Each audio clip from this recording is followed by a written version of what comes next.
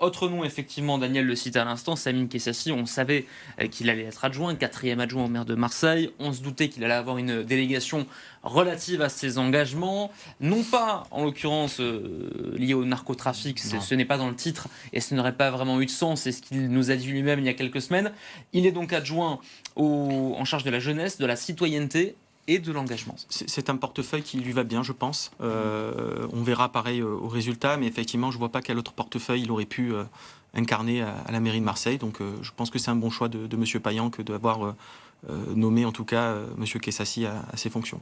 Parce que c'est vrai qu'on parlait de lui durant la campagne électorale, dès lors qu'il a rejoint Benoît Payan, comme potentiel adjoint dans une adjointure qui aurait été créée relative au narcotrafic, peut-être même à la sécurité, mais il n'aurait peut-être pas eu les épaules pour gérer ces dossiers-là. Je ne suis pas sûr qu'il n'ait pas eu les épaules. Parce que là aussi, on flirte avec la com. Quand on s'associe avec Amine Kessassi après le drame qui l'a concerné en novembre dernier, quand on lui dit tu vas être adjoint, tu vas être sur ma liste, attention, on le met parce que ça peut s'apparenter à la com. Ça va peut-être être dur ce que je vais dire, mais si jamais il n'y avait pas eu ce drame, peut-être que M. Kessassi ne serait pas aujourd'hui à la mairie de Marseille. Il avait déjà quand même, Amine Kessassi, moi je tiens à dire, j'ai bien sûr accompagné dans son deuil, pas à titre intime, mais je lui ai fait un mot, j'ai été présent dans les différentes, ne serait-ce que pour un peu accompagner ses combats. Moi je trouve dommage que quelqu'un qui mène ce combat soit rentré au conseil municipal. Parce que ce combat, il doit fédérer toutes les forces politiques, les forces sociales. Il doit faire un dialogue permanent avec la police, les gens des quartiers.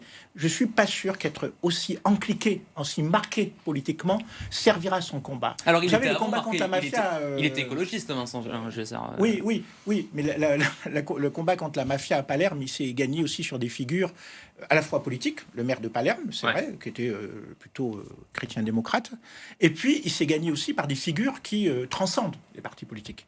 Et Amine, c'est un jeune garçon tout à fait admirable dans ses combats, mais je pense qu'il aurait eu plus d'efficacité, de poids dans ce qui aurait été en restant extérieur au conseil municipal. Et je me demande s'il ne va pas être un peu broyé par le politique. Il est jeune. Et quand on est jeune, on commence si jeune une carrière politique sur un sujet extrêmement passionnel qui l'a affecté personnellement. Je ne suis pas sûr qu'il en sorte gagnant collectivement, même, j'oserais dire, intimement. Moi, je souhaite beaucoup de réussite à Amine Kessassi. C'est quelqu'un que j'affectionne, c'est quelqu'un que j'ai beaucoup de respect.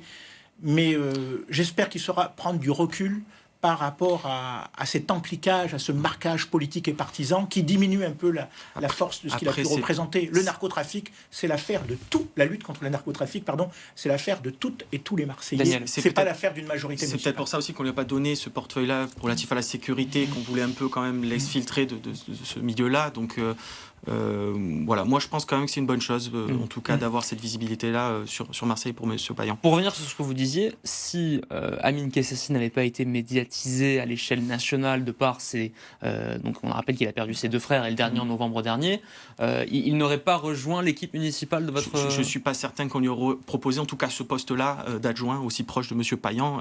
Voilà, donc Payan, Benoît de son prénom, fait de la com là je pense que c'est, en tout cas pour les élections, il en a joué et je pense qu'il a effectivement récupéré énormément de voix grâce à la présence de M. Kessassi dans sa liste. Ça, mais Amine Kessassi avait quand même une expérience, même s'il est très très jeune, il avait déjà été candidat aux législatives. Donc pour la nouvelle LFI allié aux socialistes à l'époque et aux écologistes, puisqu'il était écologiste. Et puis il était déjà quand même un acteur associatif extrêmement présent dans la lutte contre le narcotrafic. Donc voilà, donc je suis assez d'accord avec vous. Ça a accéléré un peu sa carrière politique, mais en revanche, il ne faut pas nier que c'est quelqu'un qui a aussi des compétences propres, bien au-delà du politique, parce que la vie lui a appris, et puis c'est quelqu'un qui s'est engagé extrêmement courageusement à son plus jeune âge contre le narcotrafic. Donc c'est quand même un symbole. Mais moi je pense que les symboles n'ont pas toujours à être enfermés dans un carcan municipal. Je pense que ça diminue la force, ça diminue un peu sa force quelque part qu'il soit là. Et imagine que sa délégation tourne mal, c'est un peu son combat qui tombera et je trouve ça dommage.